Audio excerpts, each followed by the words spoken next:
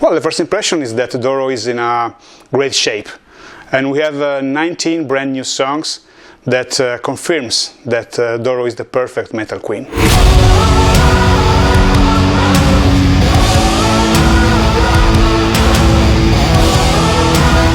Actually, my first song for this record was the song for Lemmy, and it's called Living Life to the Fullest, and it was a couple of years ago.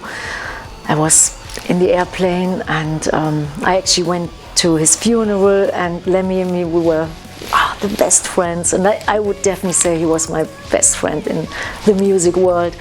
Yeah, and then I had this idea, and the melody, lyrics, it was already, it came out, it was almost there, and I recorded it a couple of days later in Hamburg with Andreas Brun. Living life to the fullest, living on to a dream, living life full of ecstasy is all that you need. Andreas, he produced, and we wrote the song together.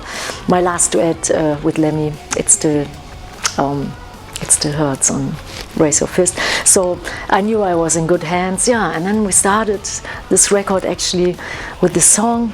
We released one single before, it was Love's Gone to Hell. And yeah, and then we wrote many songs, and somehow I felt it was flowing. I thought ideas that were just pouring out.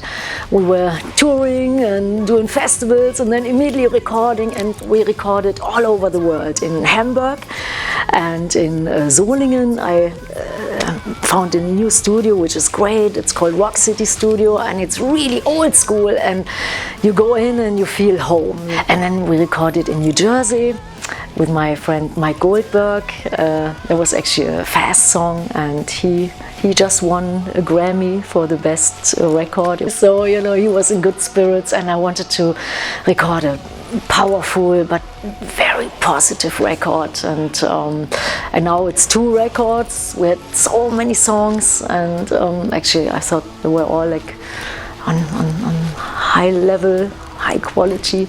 So a little bit harder one is Forever Warriors, and the one with like more ballads on, it's called Forever United. It's a double album. It was a surprise for me, but it was a nice surprise, because the more we listened to it, the more we got into it, and it's a quite diverse album. You have the hard stuff, mostly on the first album, then you have the softer stuff and also kind of bluesy things sometimes, and that's on the second one. So it holds a kind of surprises, but not yet, because it's typical DORO.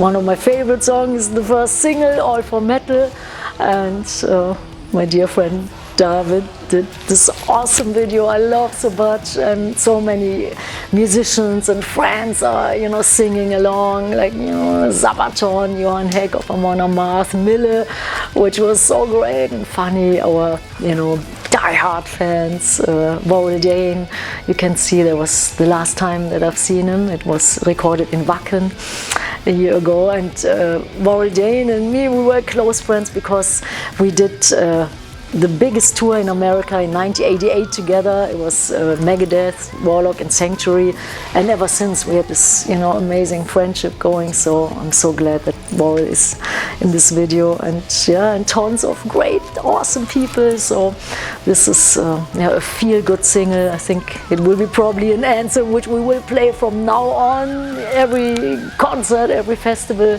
and yeah, and I think it gives you a good feeling, like, you know, of unity, deep friendship, and what metal is all about.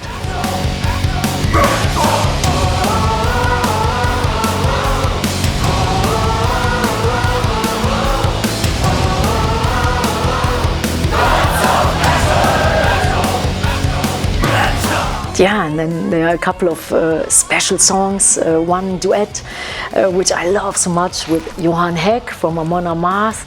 I recorded one song on their last record, Jom's Viking, and I flew into we recorded it in Birmingham, and it was an awesome song. It was called A Dream That Cannot Be, and I always thought, man, you know, I would love to work with the guys of One on Mars. And then actually I got this email and I said, yeah, we want to record the song, you know, are you interested? And I thought, oh yes, I'm totally interested. Yes, and then I called up Johan a couple of months ago and I said, well, how about we do a follow-up? And I have this song in the making. It's called If I Can't Have You, No One Will, and it's heavy, but it's like a, you know, heavy love story kind of. And he said, oh yes, you know, send it to me, and he wrote half of the lyrics. Grief is the price you pay. It will be mine, my way, forever, every day. Come what may, oh come what may. If I can't have you, then nobody will. If I can't have you. Seems to be a ballad, but it's not a ballad. It's the song about possessive love. Is quite menacing with the harsh voice of Johan. Really beautiful. The first idea started with my old guitar player of the Warlock times of the Triumph and Agony album. Tommy Bowen is his name. He's a great guy. We played so many gigs together last year and played on some festivals, and he was high energy. And then we played Norway Rock, and at 5 o'clock in the morning we said, hey, shall we do a little jam session? We went to our hotel room, and then at 5 o'clock in the morning the song was written, If I Can't Have You, No One Will. Yeah, and then parts of the lyrics Johan did, and I think it's a very, very special duet. Yeah, and then we have many anthems like Turn It Up, Backstage to Heaven, many fast songs. One song is called Bastardos. I love that. It reminds me of the good old 80s, you know, total headbanger, and it's very, you know, kind of dark, like, you know, and we have some, I think, really nice ballads on it.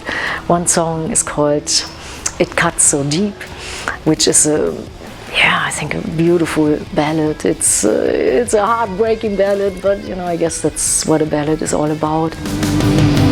Take it, ooh, take it all like there's nothing there. Break it down like you just. And we have some songs like Lift Me Up, which is, I would say very uplifting. And then I have 2 songs for Lemmy. The first one I told you guys about, Living Life to the Fullest, and the cover version of Motorhead. I always loved the song. It's called Lost in the Ozone. And we have another cover version of Whitesnake's Don't Break My Heart Again.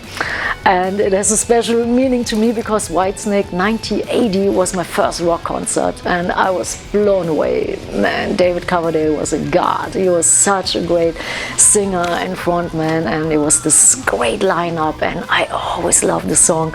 So this song, Don't Break My Heart Again, was pretty much the last song we recorded for this record. It's a masterpiece.